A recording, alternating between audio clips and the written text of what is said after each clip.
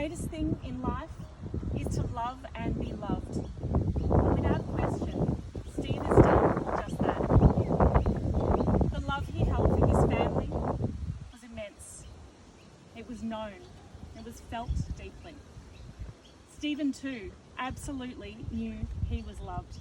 His family sticking by him no matter what. His friends too were loved and loved him in return. Thank you all for gathering here today in support of one another and of course for Steve.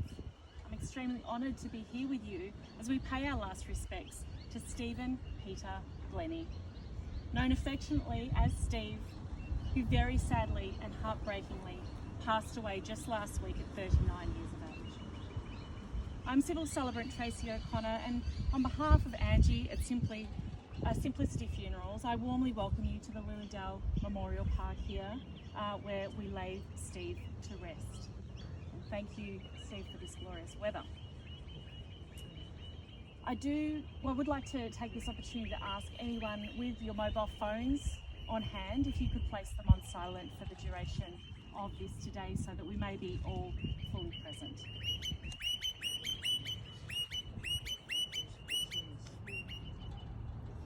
Now at Isabel's request, let's begin with the Lord's Prayer.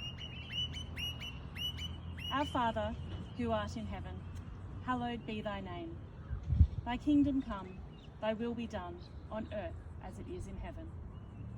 Give us this day our daily bread, and forgive us our trespasses, as we forgive those who trespass against us. And lead us not into temptation, but deliver us from evil. For thine is the kingdom, the power and the glory, forever and ever. Amen. Isabel, you placed a death notice for Steve, which I'll now share with those here. A loving tribute to your boy, your Mr. Fix-It.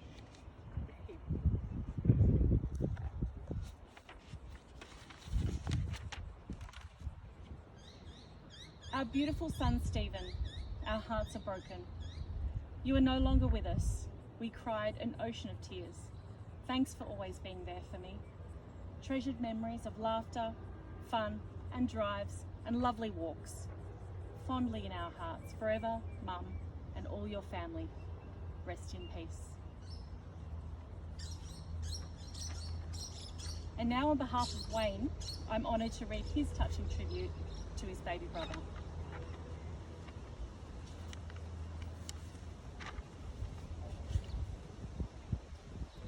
Stephen and I shared our bedroom when we were younger. We liked having each other for company, especially at night time, when bedtime was a bit scary for us two kids, when the light to our bedrooms was switched off and darkness filled the room. Each of us would try to have the last word to the other before both finally falling asleep. Later on, when we were at primary school together, I would protect Stephen from the other kids. Often he became a bit cheeky to the other boys in the playground, even some of the kids that were older than him. I'm pretty sure that he knew I would protect him and that he could get away with giving cheek to the other boys because of this. One time, an older boy chased Stephen and cornered him in the primary school grounds. Stephen must have given this boy some sort of cheek, and he was demanding an apology from Steve, asking him repeatedly to apologise and to spit it out. Stephen, with me there next to him, would not apologise to the other boy and promptly spat straight in the boy's face. Literally. He then cheekily ran off. As we grew older, we developed separate interests and drifted apart a bit and hung out with different groups of people. Often I'd have to leave for work early and he would have parked his car in the way of my car, leaving me with no other option than to wake him up and get him to shift his car so that I could get mine out. This situation was of course similar to a scene from the film The Castle. You remember the one? Hey Steve, can you move the Chimera? Or so I can get to the Tirana? Only I think in this case, Steve's car was the Tirana, was it not? Yeah. In fact, people would sometimes refer to our family as being very similar to the Kerrigans, with Steve and Wayne being two of the sons. Steve and I eventually began working together at Pakenham in the export meatworks. He'd find me at smoko times and ask if I would sharpen his knives for him, and most of the time I gladly oblige. This would make the rest of his day much easier, working with a sharp knife. I'm still grateful to the management at O'Connor's Abattoirs for giving Stephen a chance at regular, ongoing employment, despite Steve having a few issues at the time which I made them aware of. We made some great friends there at that weekend. Good times were made and lots of good memories there. Friends included Billy, who absolutely adored Steve, a guy from Pakistan who we nicknamed Patax, and several others. Often while on the back roads going to work in the early morning through Yellingbo, we would put the boot into Stephen's Toyota Corolla car and reach some pretty impressive speeds. We'd also eat our breakfast while driving along.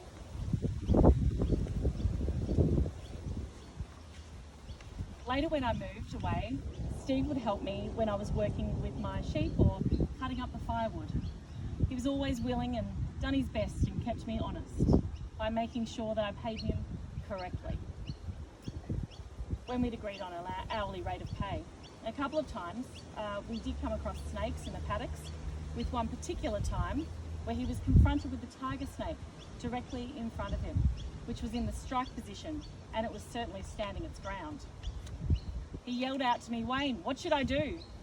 I straight away told him to back away from it, which he did, and the snake disappeared back down a hole. Sometimes, when the Ballarat races were on, I'd be at the racecourse, hanging around the mounting yard area, so that Mum and Steve could see me live on the racing channel, on TV, right from their lounge room in Croydon. Or they'd go to the Yarra Glen races and I would watch on TV to try to see them. When I dabbled in boxing for a couple of years at Ringwood, our Stephen was so proud of me and surprised when he found out that I had staggered Stephen Marks out of the Ringwood Boxing Club in a sparring session and effectively gave the super lightweight fighter a technical knockout. Steve and I had a bizarre competition between us, which involved who could find the best reduced bargain foods which were past their use-by dates and eat them without getting sick. We'd send photo messages between our mobile phones all the time with pictures of suspect foods which we were about to consume. Steve often sent text messages to me and vice versa. Sometimes we'd become a bit excited and send lots of messages all at once, which would drive me a little bit mad. But he would also respect me when I was at work and would lay off the messages for that little while. Looking back through my mobile phone during the last week has brought back some fond memories. I'd always be there for him whenever he reached out to me, and likewise. He was always there for me when I found myself in deep water, when life got tough for me. Some of the text messages between ourselves were quite humorous. I can only imagine. Things were said from him like, "I hope that Tiny the dog bites your hand off," and "I hope that you have bad karma, you foolish lowlife." Brotherly love, hey? I jokingly told him that I would have him charged by the police for using a carriage service to harass. Steve was gentle, kind, reliable, generous, trustworthy and loving. Our whole family are proud of him by the way he took care of and looked after Mum. He loved his cat, Moet, and the cat loved him. He loved my kelpies, and they also loved to see him, especially old Shelley, or Shelza, as he would call her. He loved driving his car, cruising around at night time, getting up to all kinds of mischief. Often he'd have the music pumping in his car. A few times recently he got lucky with the ladies. I'm so glad that this happened for him. Steve would give eye candy ratings to me over the phone as he walked around Lilydale Lake checking out the women as he'd go. Sometimes the rating would be moderate to low or eye candy level high. Other events that we attended together were the Stall Rodeo and the Mother's Day Massacre stock car race at Dalesford. The final race at Dalesford was the caravan and car race, which was a last man standing affair. He loved that. Moonee Valley Night Races was another great night, in the members section with ample free food and drinks. Unfortunately, though, he'll not get to see our racehorse American Anthem race. Soon after I separated from Leanne, my daughter Charlotte had a school concert where she'd be performing. It was paramount that my side of the family came up from Melbourne to attend the concert, and Mum and Stephen did not let me down at all. Another time a friend of mine was dying in the Hillsville Hospital, and I'd arranged for Stephen to pick me up from Croydon Railway Station so I could visit. He didn't have much money or petrol at the time, but I knew he'd be there, waiting for me when I hopped off the train. Of course, he was. Mum and Steve house sat for me when I went away to Queensland to escape the cold. I appreciated that too. Steve looked up a My Fateful Day survey online. Not sure how long ago that was there, Wayne, but he said he'd live to 2043, the year 2043, according to the computer. He got that wrong, but I do consider that he did win his battle against Remus, Dad's neighbour, and thankfully that is all over now. And the last few memories from Wayne. Steve loved Charlotte and was an awesome uncle to her. They had so many good times together. He loved his food, fish and chips, blue grenadier and potato cakes with chicken salt. He loved the pokies and liked playing Dragon cash machines as well. Farewell, Steve. Always your bro, forever, Wayne.